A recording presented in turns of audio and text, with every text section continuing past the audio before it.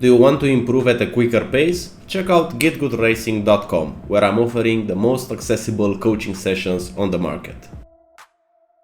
Now for the track guide. For turn 1, quite difficult braking zone because there are not so many markers that you can use. However, what I do is to position the car to the left side, to the white line. And then, in my mind, I will brake diagonally towards the right to the corner. And the moment that I choose to use the brakes is the moment that I start to see the road in front of me. Because right now I'm going uphill, but there's a slight moment in which the road appears, like the road after this crest. The moment that I see a small glimpse of the road, I start to apply the brakes, and it's a quite heavy braking zone, braking from 4th gear. You want to shoot your car deep into the corner, so I go in the center and then I try to cut it diagonally towards the apex. And I want to apex late and I want to use this curb. This curb will help your car turn. So what I'm focusing right now is to hook this curb with my right tires to go over it so I can go earlier on throttle. Because if you're gonna just follow the white line and if you are gonna stay patiently at the white line, you have to delay your throttle application. So you will be later on throttle if you won't use this curb. But if you know that you can use this curb, then you can slam the throttle around here and go over it. And you see the car is rotating nice. I'm getting pushed to this left curb. And this is a sign that you're carrying quite a lot of speed if you get pushed to this curb. So use it. And for the next corner, you want to take the line which is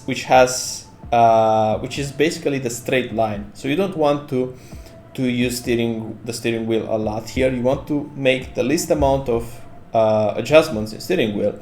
And obviously the faster way to go to the next corner is to just go straight through these curves. And this is exactly what I'm doing. I'm taking the first one, now I'm taking the second one.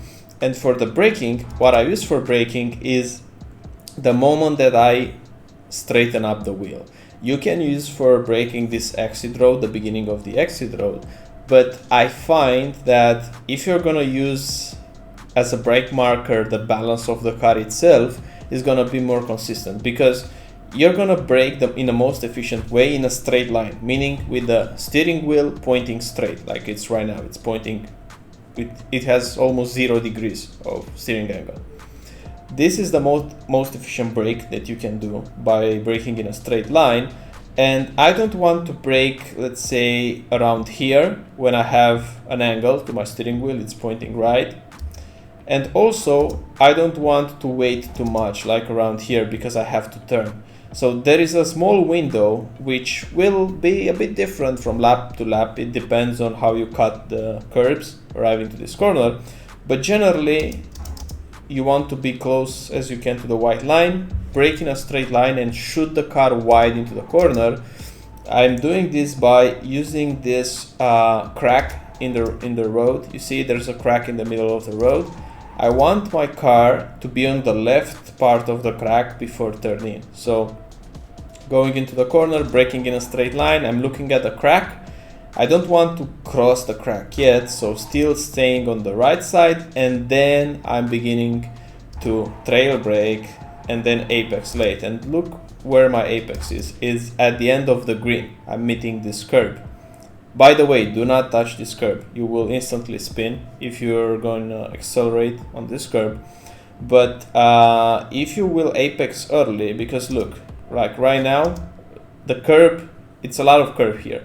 If you're going to apex at the beginning or in the middle of the green, it will be too early and you will run out of track. This is an early apex at the end of the green. And the easiest way to take an early apex while not sacrificing speed is to shoot the car into the corner, so to carry a lot of speed on entry, so that you will be forced to take a later apex. And that's what I'm doing here, because I could have easily come to the white line and patiently stay and hug this curb, but that is a lot slower. It's faster to travel a longer distance, to go uphill like this on the upside part, and then to come and cut it like this. using all the curb on the exit.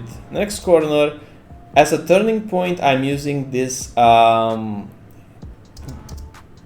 don't know what exactly they are on the left side, but these brown markers.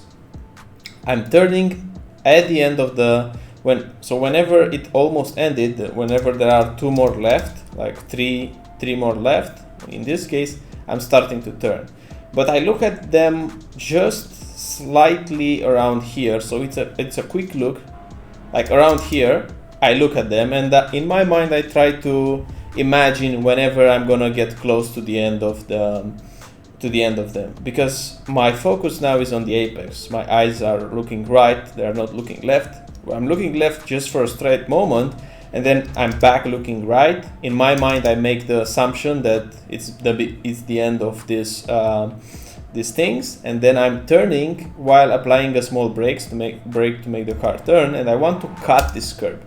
You need to cut this a lot because you will able to carry more speed.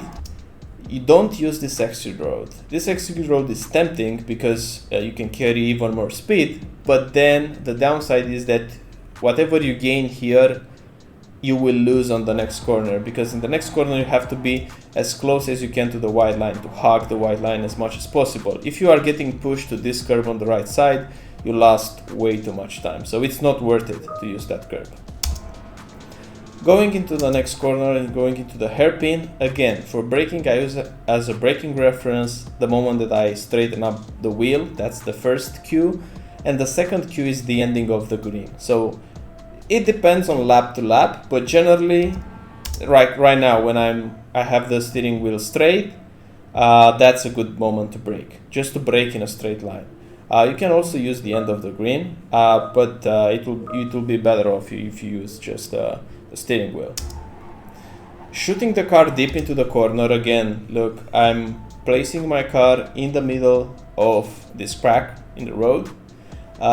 It's the same concept as in previous 3 turns, where I just wanted to shoot the car deep into the corner and then cut the apex. Same here, if you're gonna follow the white line around here, it will be slow, it will be painfully slow because you will have to wait with your throttle application. But if you're gonna go hot into the corner and then apex late, then you can carry a lot more speed and you can be earlier on throttle, and you will make up for covering a longer distance. Using all the curb on the exit, and now for the final corner, this is tricky. This is a corner in which I think I lost 2 tenths. I didn't do it properly. But what I'm using for braking is just few meters after I pass these things on the left. I'm applying the brakes in 4th gear. I'm trailing, so here you just want to hold the brakes in the lower percentages. The car will turn on itself if you just hold the brakes. Downshifting to 3rd, and now just balancing with the throttle. You just want to be close to this curb on the right side, but do not touch it. Using all the exit, and in short, that's a lap of Tsukuba. I wish you a great week ahead, and I'll see you on the next one.